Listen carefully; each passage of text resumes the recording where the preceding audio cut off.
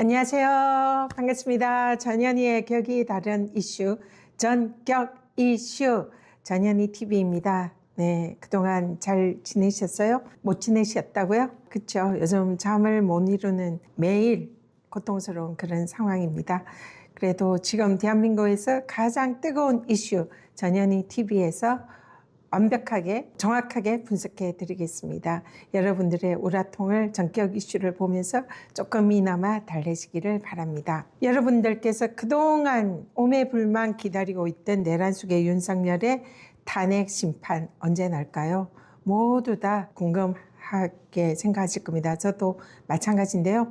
지금 여러 가지 들어오는 정보로 예측하기는 아마 이번 주 금요일 아니면 늦어도 다음 주 월요일 3월 17일에 선고가 되지 않을까. 물론 결과는 개인적으로는 8대0 만장일치 탄핵 인용, 대통령 윤석열을 파면한다. 이런 우렁찬 목소리를 헌재에서 들을 수 있을 거다. 이렇게 기대를 하고 있습니다. 그렇지만 지금 현재가 아무래도 현직 대통령의 내란 행위라는 전례 없는 사태에 좀 신중을 기하고 있다. 이런 생각이 드는데요. 아무리 늦더라도 헌재 결정은 다음 주를 넘기지 않을 겁니다. 그래서 너무 걱정하지 않으셔도 될 것 같고요. 그래서 이번 시간에는 제가 왜 윤석열 탄핵이 만장일치로 인용이 될 것인가 이렇게 확신하는지를 법리를 통해서 낱낱이 분석을 해드리겠습니다. 기대해도 좋습니다. 이번에 윤석열의 탄핵의 쟁점은 크게 4가지입니다. 제가 정리를 해봤는데요.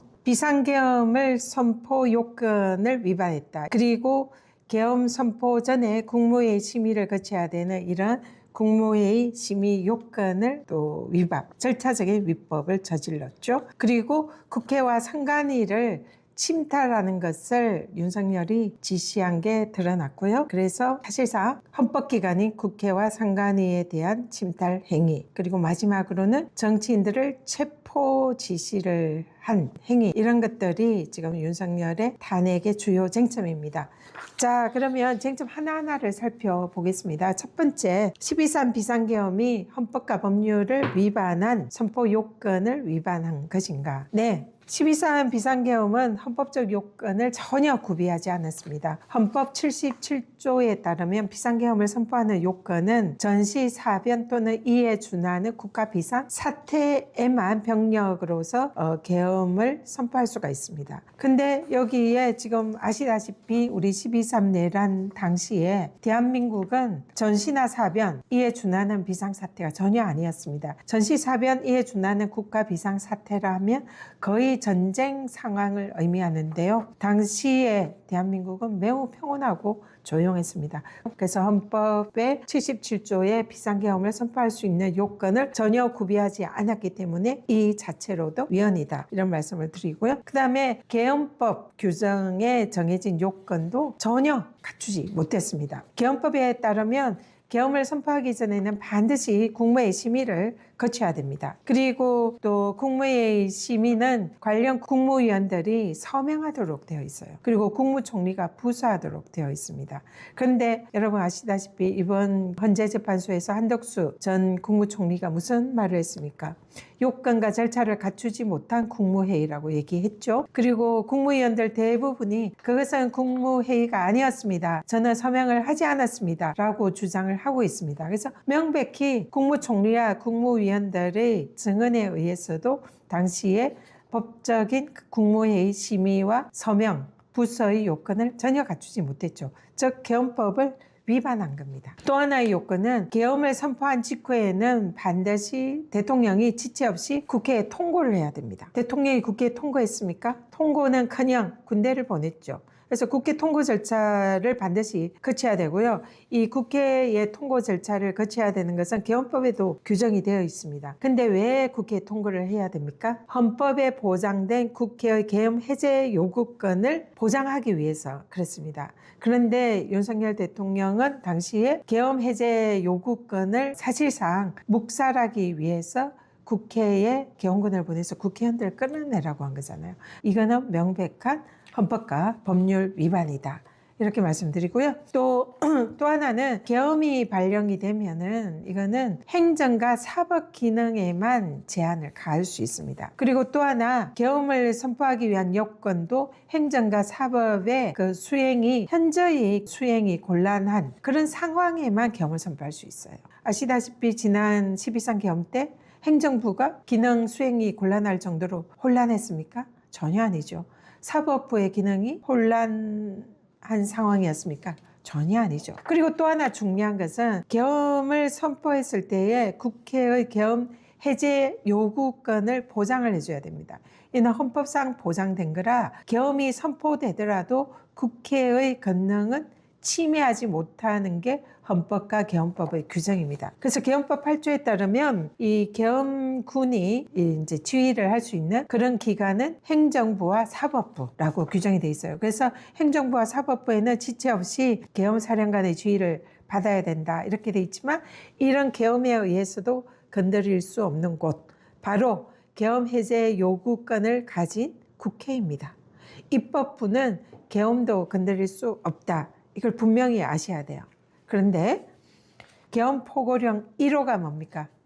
국회와 지방의회, 정당의 활동 등 일체의 정치 활동을 금지한다. 이게 포고령 1호입니다. 그리고 포고령 위반자에게는 계엄법에 따라서 처단한다. 이게 계엄법 포고령 1호입니다. 참 어이가 없습니다. 국회에 계엄 해제를 할 수 있는 헌법상의 권한을 보장하기 위해서는 비상계엄을 발령했다 하더라도 국회는 오히려 보호 대상이어야 됩니다. 그래서 포고령 1호는 매우 중요한 이번 계엄이 위헌 위법이라는 증거 자료입니다. 대통령 윤석열이 스스로 내가 헌법과 법률을 위반한 계엄령을 선포했다라고 자백한 선언문이죠. 그래서 이걸로 이미 끝났다. 위헌 입법으로 명백한 탄핵 사유가 된다. 이렇게 말씀드립니다. 또 하나 이번에 그 윤석열의 비상계엄 이런 것은 형법상 내란죄를 요건을 충족합니다. 형법상 내란죄는 그전에 지금 윤석열 변호인 측이나 국힘 쪽에서는 내란이 아니라 사실상 이번 비상계엄은 통치행위고 그리고 국민들을 계몽하려는 그런 행위였다. 터무니없는 개변을 늘어놓았습니다. 자신의 잘못을 이제 와서는 좀 숨기고 뭔가 덮어서 자기가 대통령으로서 할 일을 한 것이 뭐 내란이나 이런 건 아니다. 이 주장을 하고 싶은 모양인데 절대로 여기에 속아 넘어가서는 안 됩니다. 왜 그런지 법률적으로 제가 설명드리겠습니다. 자, 형법상 제87조 내란죄 구성요건 한번 보시죠. 국권을 문란하게 할 목적으로 폭동을 일으킨 자, 이게 내란입니다. 우리가 이제 내란이라 하면 머릿속에 여러 가지 내란의 의미를 상상을 하실 거예요. 근데 대한민국 형법은 국권 문란 목적으로 폭동을 일으킨 자, 이것이 내란 의 정의입니다. 그리고 내란을 일으킨 가장 책임자, 내란의 우두머리는 사형, 무기징역, 무기건고에 처한다. 이렇게 규정이 되어 있어요. 만약에 법원에서 유죄가 확정이 되면 사형, 무기징역, 무기건고라는 매우 중형을 선고받을 가능성이 매우 높다. 이렇게 봅니다. 그러면 과연 재판에서 이런 유죄 판결이 나올까요? 법을 한번 살펴보겠습니다. 국권문란 목적으로 폭동을 일으킨 자, 그러면 국권문란의 의미가 도대체 뭘까요? 여기에 대해서 형법에 또 규정이 또 친절하게 딱 되어 있습니다. 형법 91조를 보시죠. 국권문란의 정의 규정입니다. 국권을 문란할 목적이라 함은 헌법에 의해서 설치된 국가기관을 권능 행사를 불가능하게 하는 것. 자, 여기서 아까 윤석열의 탄핵 쟁점 세 번째, 국회와 선관위의 장악 지시. 자, 국회와 선관위의 공통점이 뭡니까? 헌법에 의해서 설치된 헌법기관이죠. 그래서 여기 국권문란의 정의에 헌법에 의해서 설치된 국가기관인 국회와 선관위를 그 권능 행사를 불가능하게 하는 것. 자, 국회에 계엄군이 들어온 이유가 뭡니까? 계엄 해제를 못하게 하려고 한 거였죠. 그래서 들어올 때에 국회 유리창을 깨부수고 그리고 거기에 대항해서 지키는 보좌진들과 충돌하면서 그 과정에서 많은 시민들과 보좌진들이 다쳤습니다. 저도 이 경찰들이 봉쇄를 하고 있어서 국회를 부득이하게 국회 담장을 뛰어넘어서 국회 본회의장에 왔습니다. 당시에 뛰어넘을 때는 아픈 줄 몰랐는데요. 하루가 지나니까 너무나 통증이 많아서 보니까 온몸에 피멍이 시커멓게 들었더라고요. 많은 의원님들이 그때 당시에 계엄군에 체포되면 죽을 수도 있다. 그래서 죽음을 각오하고 계엄 해제를 하기 위해서 국회 본회의장으로 정말 쏜살같이 달려왔습니다. 그래서 그때 당시에 그 계엄군과 경찰의 봉쇄를 뚫고 본회의장에 진입해서 국회의원들이 계엄을 다행히 해제를 시켰기에 오늘날 그나마 대한민국의 안녕을 유지를 했지. 그러지 않았다면 지금 대한민국은 어떻게 보면 완전히 아비규환이 되어 있을지도 모르는 그런 상황이었습니다. 또 이 판례에도 국헌문란의 정의에 대해서 이미 규정을 하고 있습니다. 서울의 봄 12.12 비상사태에서도 그때 이제 관여했던 범죄자들을 법원에서 판결을 하면서 국헌문란의 정의를 판례로 남겨뒀습니다. 국회의사당을 병력으로 봉쇄하고 국회의원들의 출입을 금지한 것은 국회의 권능 행사를 사실상 불가능하게 한 것으로 국헌문란에 해당한다. 이런 판시를 했습니다. 이번 사태랑 똑같죠. 그래서 이미 판례에 의해서도 이번에 12.3 비상계엄 사태는 국헌문란이었다, 내란죄였다라는 것이 명백히 드러납니다. 또 전두환 노태우의 내란죄에 대해서 대법원 판결에도 또 이런 국헌문란의 정의와 함께 아까 내란죄의 구성요건인 국헌문란, 또 하나 뭐 있었죠? 네, 폭동입니다. 폭동에 이번에 계엄군의 국회 침탈이 폭동에 해당하는가? 여기에 대해서도 대법원 판결이 있습니다. 전두환 노태우의 이 내란범들의 내란죄 대법원 판결에서 내란죄 구성요건인 폭동은 일체의 유형력의 행사, 외포심을 생기게 하는 해악의 고지를 의미한다. 흔히 협의의 폭동이라면 실질적으로 때리거나 이런 정도의 우리가 흔히 상식적으로 생각하는 그런 폭력행위, 이런 것은 협의의 개념으로 볼 수 있고요.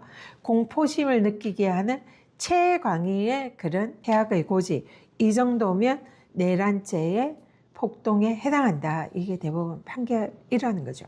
그래서 지금 이 헌법기관인 국회와 또 선관위의 권능을 무력화시키고 또 국회의원들을 체포, 구금하려는 이런 일체의 시도는 국헌문란에 해당한다는 것이 판례에 의해서 너무나 명확합니다. 그래서 지금 윤석열 변호인 측은 이거는 계몽령이었다. 그냥 단지 경고하려고 했다. 2시간짜리 내란이 어떻게 있냐. 궤변을 늘어놓고 있죠. 한마디로 헛소리입니다. 아무리 우기고 궤변으로 자신들의 범죄를 덮으려고 해도 이미 국민들이 다 똑똑히 목격을 했고, 그리고 법률 규정, 그리고 법원의 판례에 의해서 명백한 내란죄에 해당한다. 이렇게 말씀을 드릴 수가 있습니다. 혹시나 이 내란 수괴가 석방이 된 것이 헌재 탄핵 인용 판결에 영향을 미치지 않을까, 이런 걱정들을 많이 하시는데요. 전혀 그럴 일은 없다. 안심하시라 말씀을 드립니다. 왜냐하면 이번에 구속 취소된 사안은 절차적인 사안이에요. 구속기간을 도가해서 공소를 제기했기 때문에 이 구속기간을 도가한 구속은 불법 구금이다. 이런 취지로 이제 구속을 취소해라, 이런 게 법원의 결정이었는데요. 그 법원의 결정도 물론 문제가 매우 많습니다. 왜냐하면 아시다시피 그동안 날 1로 계산했던 구속기간의 산정을 이번에 법원이 내란 수괴라는 중대범죄자에게 최초로 그 기준을 적용을 한 겁니다. 그런 내란 수괴에 대해서 왜 그런 기준을 첫 번째로 적용을 합니까? 정말 유감이 아닐 수가 없는데요. 그렇지만 이런 내용이 탄핵 인용 결정에는 전혀 영향이 없다는 그 얘기는, 이거는 구속기간을 산정하는 계산 산수 문제잖아요. 그래서 방금 우리가 살펴본 12.3 비상계엄의 위헌, 위법이라는 이 실체 판단에는 이런 절차 문제가 전혀 개입할 여지가 없다. 그렇기 때문에 조만간 내란 속의 윤석열을 헌법재판소에서 파면한다, 이런 우렁찬 선고를 우리 온 국민과 함께 같이 듣기를 희망하면서 이상으로 오늘 전격 이슈를 마치도록 하겠습니다. 마지막으로 지금 전격 이슈를 통해서 많은 구독자, 시청자분들이 응원을 해주셔서 진심으로 감사드립니다. 보다 많은 또 국민들이 전격 이슈를 함께해서 어두운 절망의 시기에 희망을 가지고 견뎌 나갈 수 있도록 더 많은 구독과 시청 꼭 부탁드리겠습니다. 감사합니다.